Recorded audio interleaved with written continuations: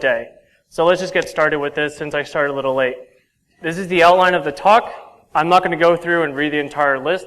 In a nutshell, we're going to go through how I got into this research, why I got into this research. We'll walk through the software stack of this stuff, the hardware stack, and then we'll talk about open source projects that I've been working on so everybody can start doing this at home without putting in any money into this. So who the hell am I, right? So my name's Elvis. It's my real name. Crazy, I know. I got into this IoT research completely by accident. And in the next few slides, we'll discuss about that. Fun facts about myself, I play a lot of games on my PC. I make music that's really bad, so you'll never hear that except for me. And I participate in a lot of CTFs, so I'll probably be in a CTF room later on today and tomorrow. On Twitter, I'm also known as Black Owl, with a 1 and a 0 to keep it leet. But, so yeah, that's enough about me.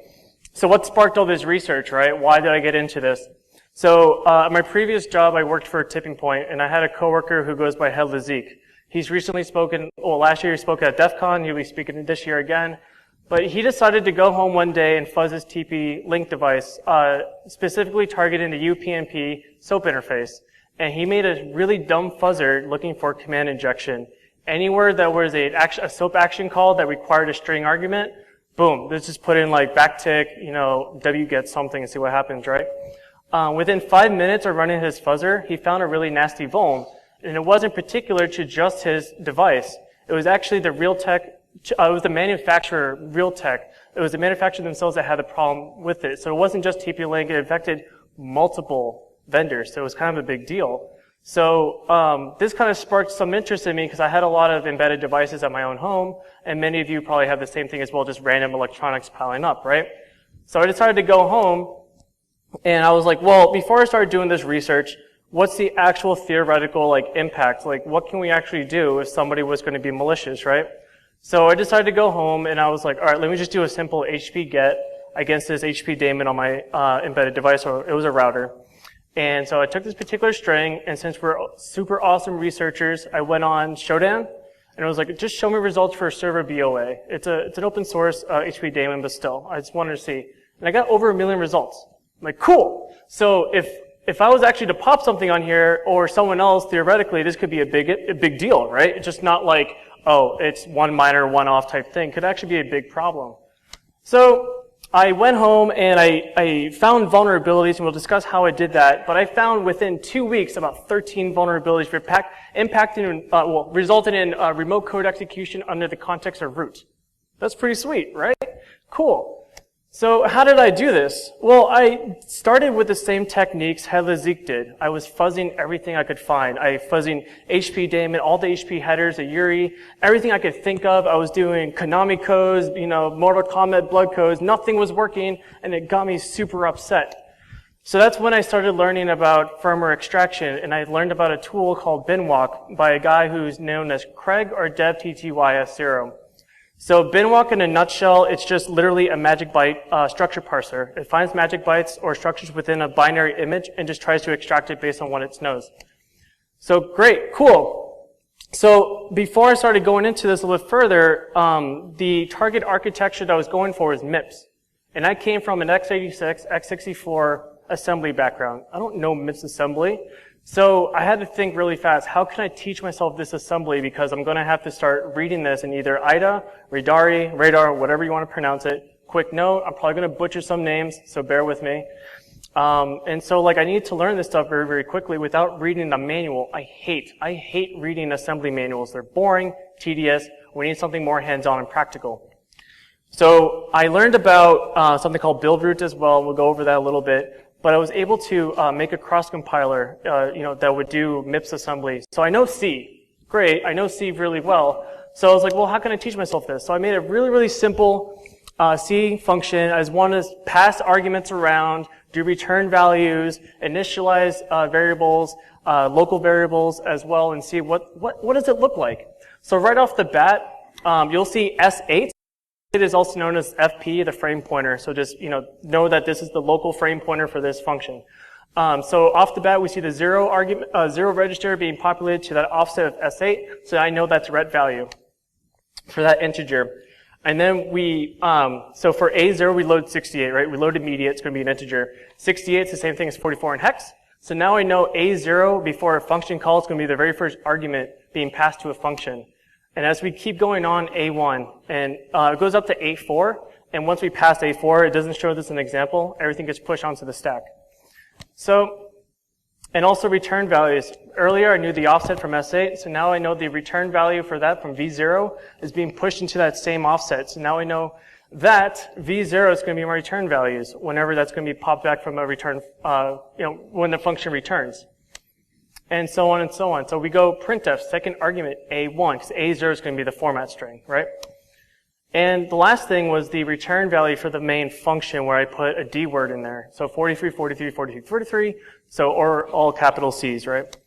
So, the one thing though that these instructions were kind of ambiguous to me, and like I said, I hate reading assembly manuals. So how can I kind of like learn this a little bit faster using using my visuals, right? So I decided to set breakpoints. I set a breakpoint right before the LUI instruction happened. I set step mode on and step 1 instruction. I made sure that instruction was executed. And then I look at the value of V0. Before it was all nulls, but now I see the 2 significant bytes are 43, 43. So now I know when I see LUI and I see like 2 characters, that's going to be popped into the highest value of that register. And then step 1 again, make sure that ORI is instruction is executed, and I know that if the bottom 2 bytes are null, then I know that value that's being shoved from it is going to be the same value. So in this case, 43, 43. So that's how we get a complete D word. Great. So now I'm learning this very, very quickly, and I decided to kind of step back a little bit. I'm doing a lot of work here. It may not be necessary. So I discovered about GPL. I had no idea what GPL actually did at the time. I just knew I heard about it, never looked at it before. In a nutshell, if the if the binary is under GPL, the source code has to be published. It has to be out there.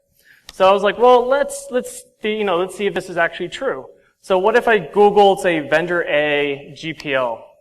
Cool. And take note that these are the complete tool chains for that device. You can download this tarball and make your own binaries too for these devices. Complete.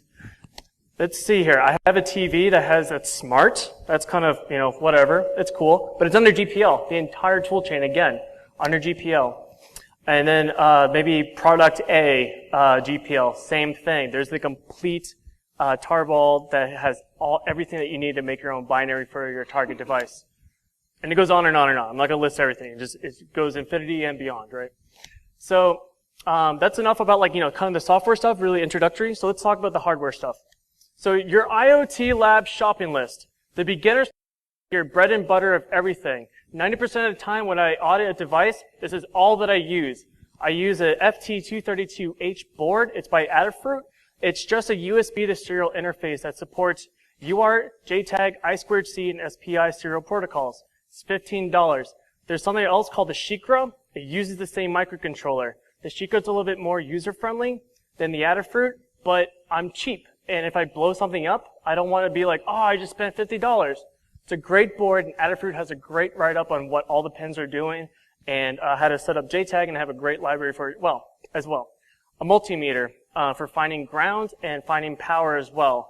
I bought a cheapy $30 one. It works fantastic for what I'm doing. I don't need anything with a really high sample rate that's going to cost me a lot of money. It's not needed. Solder 9, $30 again. The biggest chunk of this stuff is going to be the multimeter solder 9. So if you know friends or family or whatever that have this stuff laying around, just be like, let me just borrow this, yoink, and just take it. But ask for permission first, I'm not going to, I'm not advocating stealing. Then your miscellaneous stuff like solder, your header pins, wires, desoldering pump, that's just going to be miscellaneous. But expect to spend around like $90, just introductory, but that's going to be your bread and butter Swiss Army knife. So as we go on, there's like the intermediate and your advanced, and you can build a super lab of your dreams where you have like, a huge like electron probing station, a huge probing station that can move like 5 nanometers and all this crazy stuff. You can start decapping stuff and pouring acid everywhere, but that's, very, very far out, and it's really not needed for a lot of these type of devices.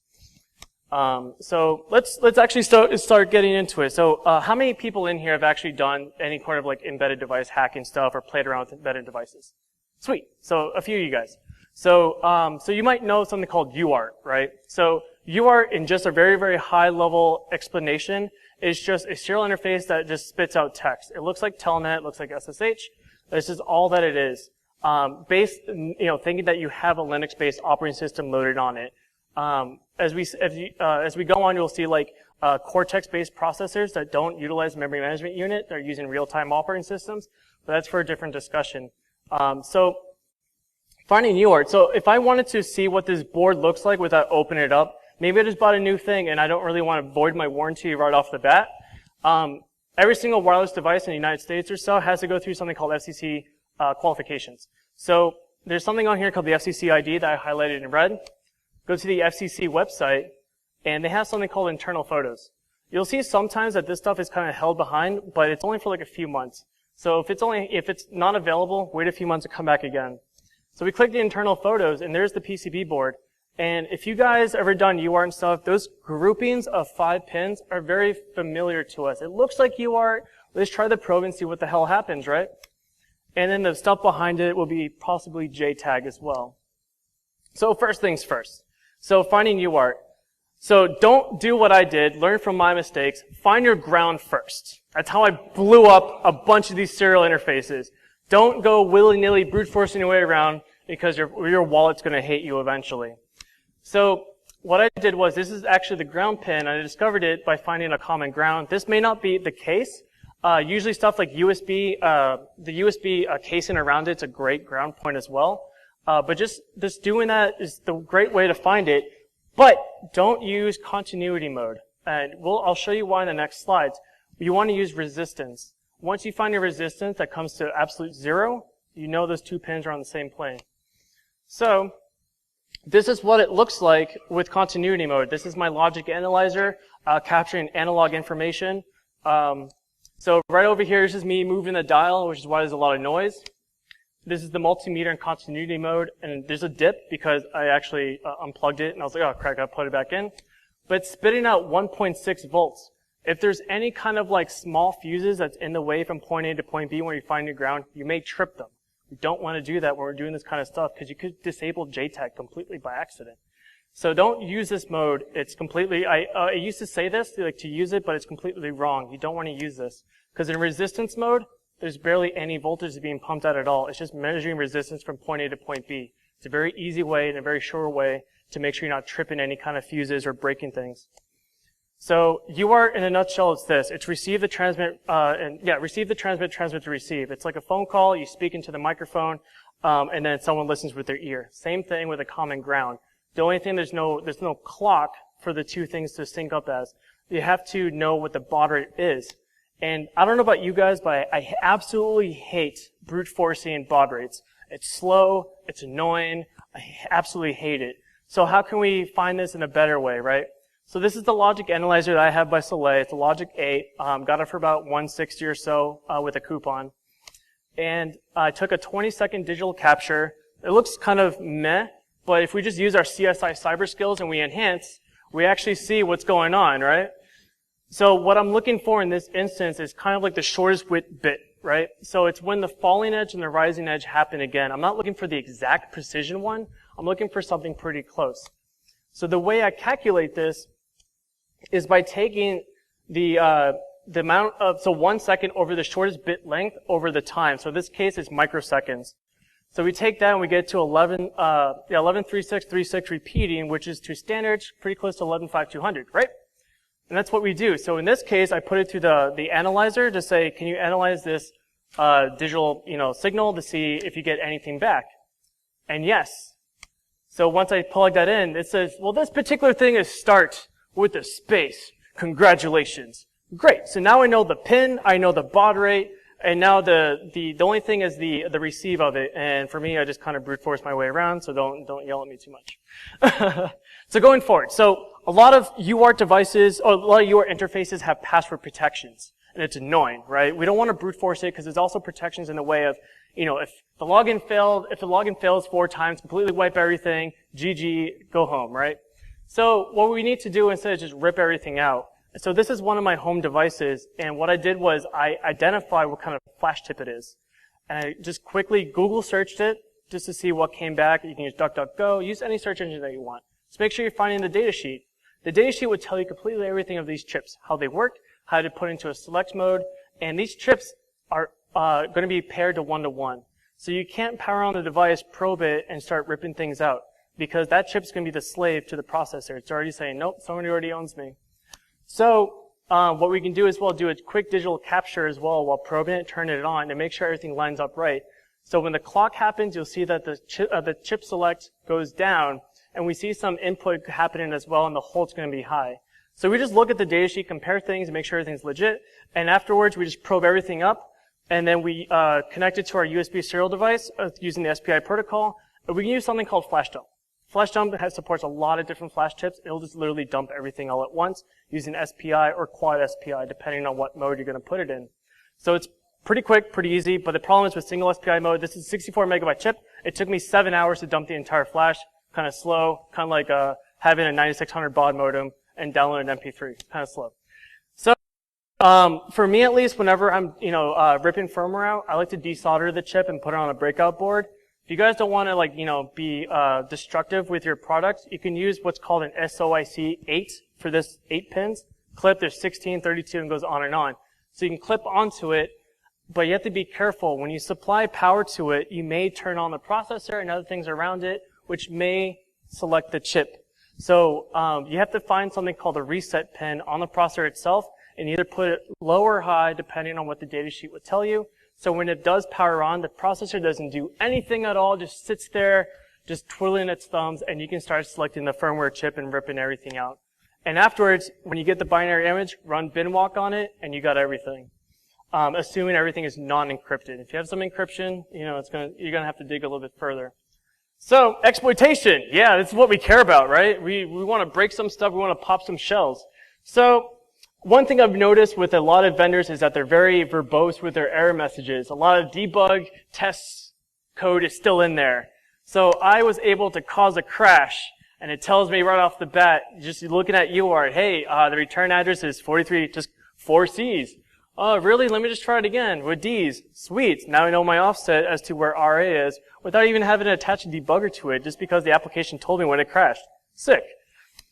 So, analyze the crash, and what I've done as well is, we'll talk about it later, when we go dig a little bit further, look at the function entry and the exit, and you can be able to write your own, vulnerable binary that matches completely the vulnerable condition, so you're not having to mess with NVRAM emulation, or any kind of other, hurdles that come in the way with embedded device emulation.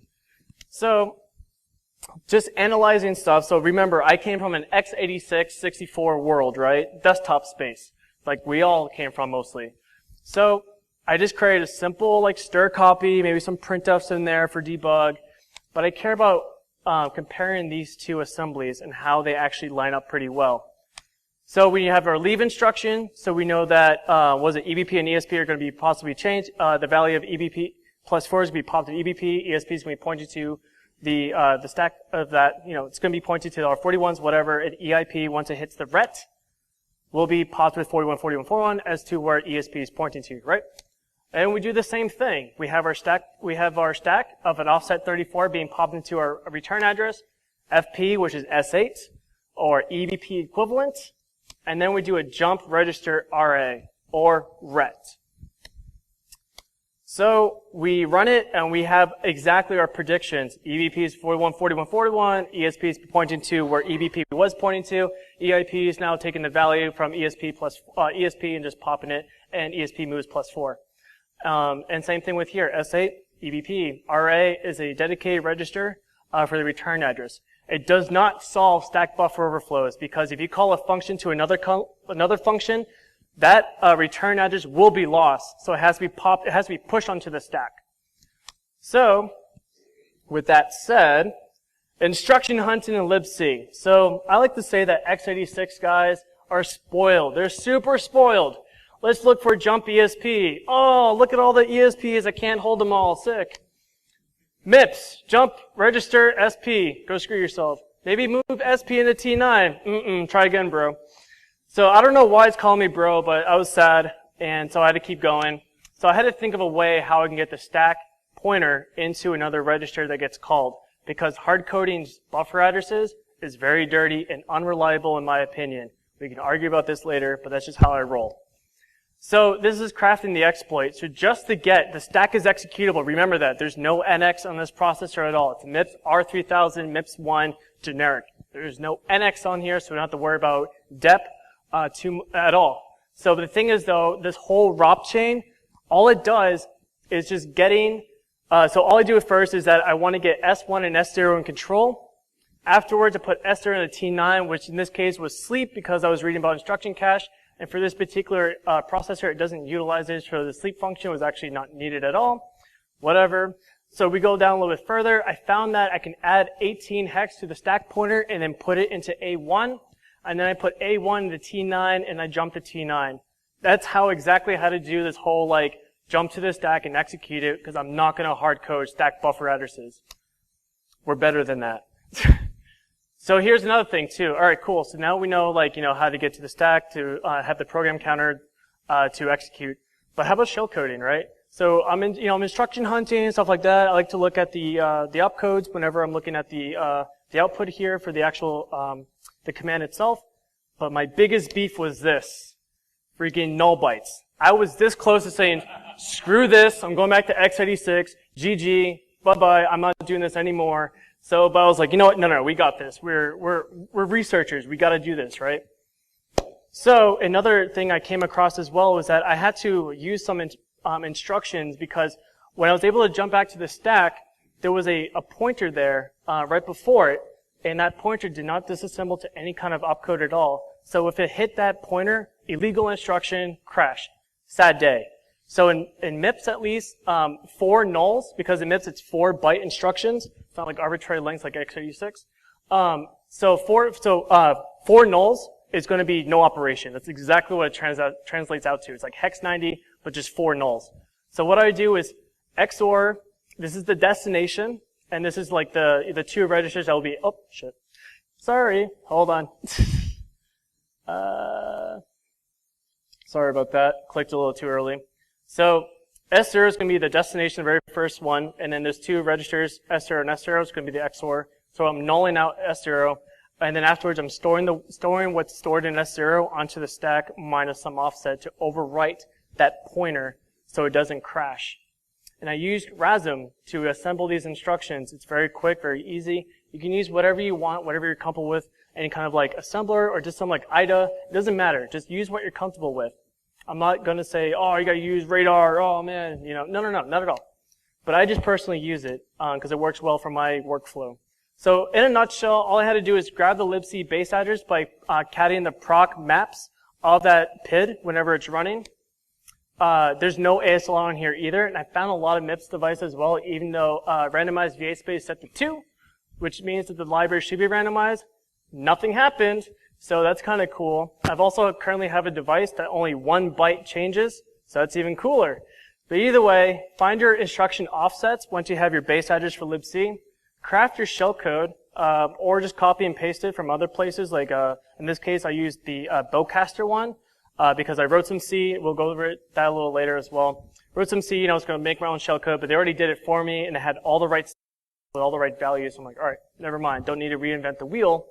And then I tested my exploit locally using emulation.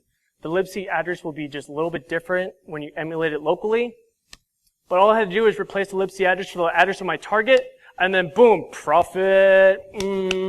So this is an example. So this is the very first introductory example for my DVRF project, which I'll cover at the end of this talk. And this is exactly an emulation land where I'm using userland static QEMU. Or QEMU, whatever you want to call it. Don't throw stones at me. So I do it locally. I call a function that's not called anywhere else in the binary at all. I had to turn off optimizations in GCC in order to get the compile. So great. It says it'll execute. Cool. I take that same exact thing. The pattern's a little different. Trust me, it's the same exact thing. And it works beautifully on the actual device itself. There's no need to actually change any offsets or the actual payload itself. So going forward, I want to advocate something, and I was guilty of this. I was super guilty of doing this, and we need to stop doing this because I believe exploit development is a huge skill set and a huge tool to have in your Swiss Army belt. So no more of, I have a crash, here's A times 200. Cool, remote code execution. Take it all the way. No more DOS POX, and we need to make POX great again. So yes, vote for me for your next exploit. So now let's go into the demo. So let's do this. So just to give you guys a fair warning, this demo is to make fun of any kind of like, like Hollywood type of like hacker with like the balaclava and, all that crazy stuff, typing away 9 million words per minute. So let's do this, right? So first things first. 1 second. I got to get into the character here.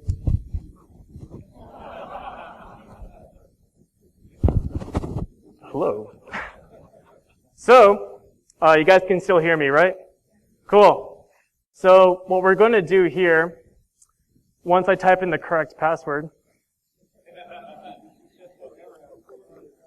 So right here, off the bat, I was testing this earlier. This is the UART connection for this Linksys E1500 device. Like I said earlier, remember those tarballs? I downloaded one and just made my own binaries for this. And so we have a directory called pwnable. Or, not ownable. So there's two things, introductory and then shellcode required where there's no function that'll do like system calls with /bin/sh. So, shellcode required. You can cat the readme, I have all that cool stuff. I have some super elite, ASCII at the top. So it's pretty legit. But what we're going to do is we're going to exploit the stack buffer overflow that's on a socket. It's called socket_BOF. So I'm going to just, before I forget, get my netcat listener running, right? I'm going to make sure I got the right IP. 140. Great. So I have desktop, Circle CityCon. Cool. So, first things first, let's get the actual socket listening. I'm going to use port 888. So now it's listening. So it's waiting for an incoming connection, and all this application will do is take the value that's coming in from the socket, stir copy it into a small stack buffer size. So, without further ado, let's get this rolling. But first, I forgot my arguments, so let's just, so lhost, so 192.168, 1.140. I believe that was right. Hold on. 1.140. Okay, cool. So then, rhost 192.168 1.1 -p 8080. Oh wait, nope. Almost messed myself up there. So I'm gonna let my computer do all the rest of the talking because remember I'm super elite, hacker guy. So here we go. Hello, Circle CityCon. This dope script will exploit a stack-based buffer overflow vulnerability in this MIPS device. But first, we need some sick hacking music. That's better. Now we need to cover our tracks for that offset.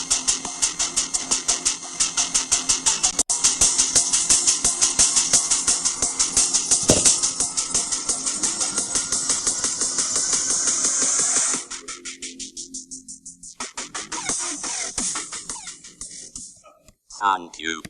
So there we go. So we have a reverse connection back. That was the shellcode that was going to be executed. So here we go. We're inside the device now.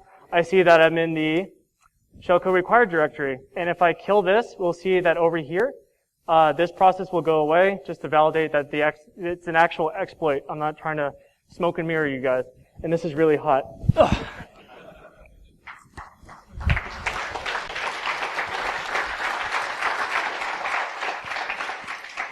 So I'm going to go through the script real quick, just real fast for you guys. I'm going to use Nomad it. Don't hate me.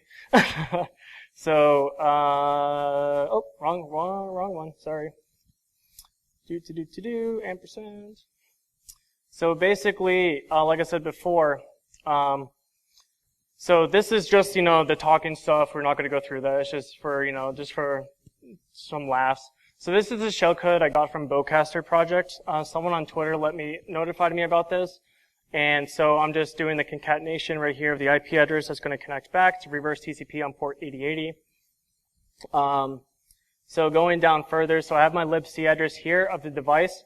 This libc address is the address of the emulated inside the emulation. So all I have to do is just switch these two values around, and I can actually do the whole exploit in the emulation. But the shellcode, when it connects back, just dies, which is as expected because it's just in userland QEMU. And then I have my sleep offset into libc, all that good stuff. So all I do is just add libc to my ROP1, sleep offset, ROP2, and then ROP3. And then going down, like I said before, when we have our last ROP, so that's when the A1 goes into T9 and we jump T9, it jumps all the way back here. That's where the stack is. So all I had to do is S00, and then I put it off into where the offset of this is, and I just null it out so we don't have that crash. And for the sleep A0, remember argument 1 for this function is 5, so which is why there was a 5-second delay. And then that's about it. Send it over the socket, stop the music, and say thanks. So that's the demo.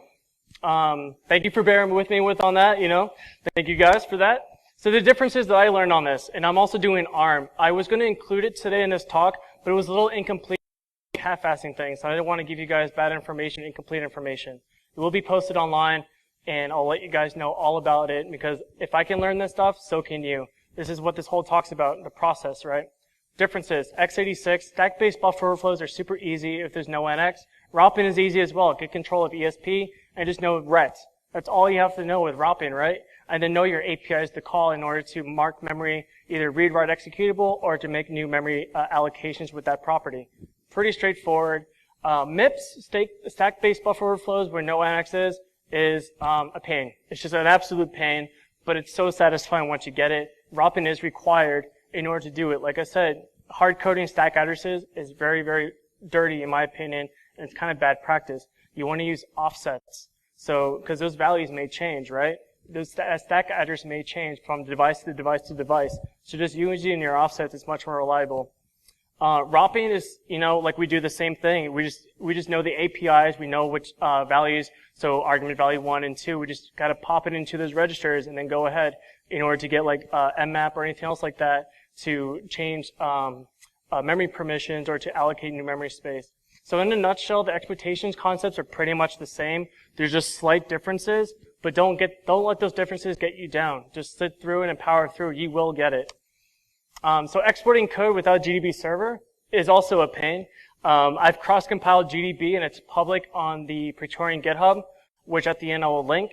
And they're statically compiled. They're using MIPS1 instructions. So I know that Rapid7 have had these GDB servers compiled before, but it was a different MIPS instruction set, and it made my device just say legal instruction. So if you have JTAG access, you completely win. You are the winner. You're the man, because with JTAG, and we'll go through the JTAG state machine and how that works too. But JTAG in a nutshell, it's like a debugging tool for hardware, right? You have your chains and see what's malfunctioning, but you can do much more of that as well. You can scrape memory, you can do all this cool stuff, or you can modify memory, you can have the processor chill out for a minute. So if you're doing anything like, remember the UART password stuff, or like you can download the firmware as well. Well, if you have JTAG access, you can just set breakpoints when the kernel is being loaded into memory, modify the arguments for the kernel loading, and you can boot into single user mode and bypass all that noise. So it's very, very handy, and it's kind of a little bit of a learning curve to get into it, and we'll go over that too. If you don't have JTAG, you're going to have to emulate everything. Just look at the function entry and exit. Just know where the stack pointer, well, not the stack, return address when it's pushed on the stack, and just recreate it and see and compile it, and compare the two, craft your exploit, and just literally copy and paste it over, change your libc stuff, and it should work perfectly. So, and again, use your own disassembler of your choice, whatever you want to use. So this is the JTAG state machine.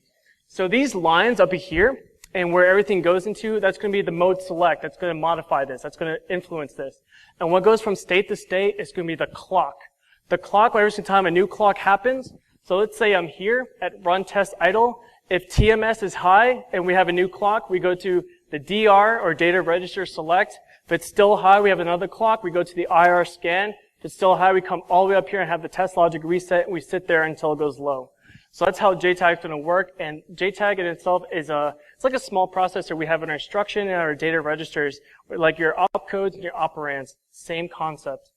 So you can do stuff. So you have like stuff like ID code and bypass scans, where like, I believe in the bypass scan, you force all ones through it. So I believe these registers are can hold 5 characters at a time. So you fill it all with ones to put into a bypass state. You get a 1 that comes back to you, so now you know you filled up all the registers once you pushed everything off. And then, oh my god. So now you know the data input and the data output once you get a 1 back. And then also if the clock is happening, because those things have to be pushed out by the clock.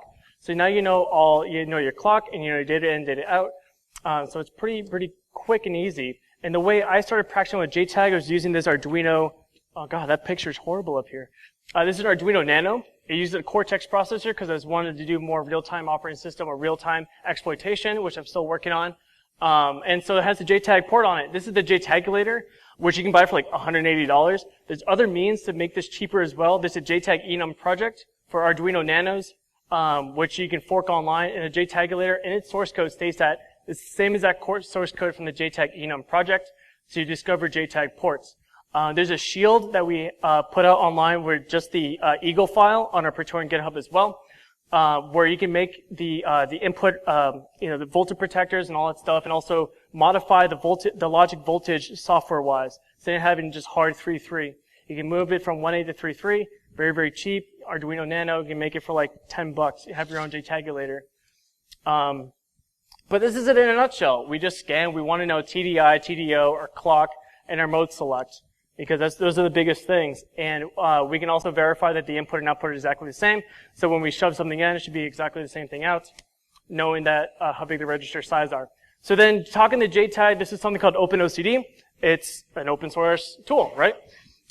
So basically, all I did for this particular device that I had to do for an own assessment that I did, which is why there's some blurring out happening, was that I looked online for an OpenOCD configuration. It was a Cortex M3 processor, and there's already the JTAG state machine and how everything works, the I/O registers and the data registers, how all that works already done. So I don't have to make everything from scratch. So once I said that I'm using an FTDI chip, which is that USB to serial connection, it says that, hey, you have GDB open now on local port 3333, which will communicate to the processor. Cool. So all I have to do is communicate to it using the GDB, using the target architecture, right, like ARM or whatever it is, and I can do everything else. And if you're using a Cortex processor, look at the data sheet, because everything has its own memory mapped address. Where the binaries sit and everything will sit, just look at it, you can dump everything, instead of doing null to all Fs. That's not the best way to do it. Just look, there's going to be very specific addresses for that stuff. And then talking to OpenOCD on its own as well, so I can tell, hey, stop doing this stuff, halt the processor, maybe restart everything, maybe set a watch point or break point, and you just connect to it locally on port 4444, which is the default. You can always change that as well. You can type help, it'll give you everything. I can measure the clock of the JTAG. I can initialize JTAG. Cool. So that's how JTAG works. And if you go home, buy something that you know has JTAG so you can practice on it before you start probing away at random arbitrary stuff and confusing yourself. That's how I got started. So wrapping up here, DVRF, what is it? So we've had all this stuff, damn vulnerable web app, damn vulnerable Linux, damn vulnerable. Like it just goes on and on, right? So the one thing I didn't see was anything hands-on for embedded device hacking. Actual hands-on stuff. Like there was theoretical stuff, but I didn't see anything hands-on. Because if you put this binary image onto a router like this, the clonable binaries are only accessible through UART. They're not going to automatically load and run when it starts. I did not put any kind of init scripts because I'm forcing you to do that. Or emulate it. I encourage everybody to do both methods because they are both, very valuable to embedded device research. So this is the DVRF stuff right now. The current build is 03 for the E1550 because I just literally had this laying around, which is why I chose it. Wasn't like I just, was looking up cool stuff. No, it was in my closet and that's what happened. So I'm currently developing images for Arduino Zero as well. I'm trying to think like how I want to use the network stack. Do I want to use ESP8266 or how do I want to do this? So I'm currently still going through that to do more real-time exploitation. So you can download this at GitHub at this page right over here. Page, download it, fork it. And I know somebody's going to do this. Do not submit an issue with your proof of concept of 1,000 A's saying that there's a vulnerable binary on here. All right. But if you do that, it'll probably make me laugh. So future plans, I'm working on an ARM version of this as well. So I do have an ARM router that one of my friends donated to me. It's an ARM v7. And so I'm working on doing the same thing with that. But before I release it to the public, I want to make sure it's actually exploitable. That's, I'm doing the QA of this stuff. I'm not going to put stuff out there and tell you to try harder or whatever it is if I can't do it myself. So that's what I'm working on right now with the ARM stuff. I do have blog posts. I just posted one about a week ago about part 1 of the software stack of exploiting this on Praetorian's blog page. And I'm starting to do videos of these as well. So instead of just reading a wall of text, which is annoying, I hate it. I'm a very visual learner, and I believe there's a lot of visual learners in this place as well. I'm going to do 20 minutes chunks of follow me's or whatever. You're going to set up your laptop, we're going to do this stuff together. So it's a very visual, hands-on experience. I'm here to teach you. I'm not here to say, look how awesome I am. Not at all. I'm just some random kid from Texas. Nothing special or anything like that. But again, if I can do it, you guys can do it as well. And I'm here to teach. I'm here to help you guys. I will not craft your exploit for you, but I will help you. So I'm taking apart all the things. So my wallet's been pretty dry lately because I go to Fry's or any kind of electronics store and I just buy all the things and then I get sad when I look at my credit card bill, but that's just a different story. You guys can follow me on Twitter or do whatever you want. It's an easy way to contact me if you have any questions at all. I will not shun you away. There's no such thing as dumb questions. Feel free to ask anything that you want, but just don't ask me to DDoS your friends or anything like that. So, the references are in here as well. They're also online. So basically the FT232 is from Adafruit, $15. Jtagulator if you want to look into that as well. The multimeter, I just literally went on Amazon, multimeter, $30. There's nothing special about it. It's just what I use. The Soleil Logic Analyzer, Soleil, whatever you want to call it. You can buy it online. It's a very valuable tool. I use it a lot whenever I'm probing pins that I don't know what the hell it does. So let's just, see what happens when I probe it and just do a 30-second capture. USB microscopes are very useful as well. They're about $90, and I use it a lot to do either pin tracing when I can barely see it. I'm getting older, so my eyes are starting to go away, right? So the USB microscope is very, very useful for especially identifying the labels on a chip when they're really, really tiny. And it's basically a webcam with just, with a lens on it that can zoom in. The Shikra as well, if you don't want to play with the FT32H, it's a very user-friendly one, like I said before. Soldering iron, those are the blogs. I use Radari, Binwalk, and Buildroot. Buildroot is really, really useful to make your cross compilers and such. So this is the end of my presentation. Are there any questions? Yes.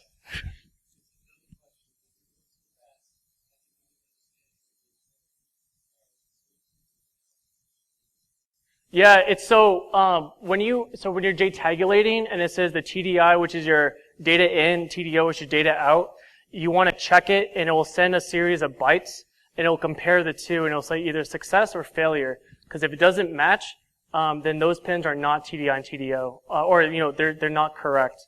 So it's just testing to make sure you have the right port, the right pin set up whenever you're JTagulating. You're literally what's called bit mashing, or you're just brute forcing away. And so when it tells you hey, these are the pins, you want to test it. So that's the whole idea. And a JTagulator has that option, and the JTag enum project also has that option as well to test it before you go ahead and probe it up to your USB serial interface. Also, one more thing is I have a few hats left. I made these a little bit ago for everyone. I'm not asking for any money of these. I just ask you that if you find a crash, don't stop at EIP equals 41, 41, 41. No, take it all the way. Get code execution. You will thank yourself later. It will make you a better researcher as well. So if you would like to make POX great again and no DOS POX, I'm not going to build a wall around routers, so don't worry about that. I'm not going to make the vendors pay for it either, so don't worry about that either. So these are for, the audience. These are for my way to get back to the community as well and also have some fun with this as well. So that's the end of my presentation. Is there any more questions before I wrap up? I got one question. Who wants a hat? All right. So you raised your hand first. So I'll do this afterwards, but that's the end of my presentation. I don't want to hold up the next presenter. So thank you again.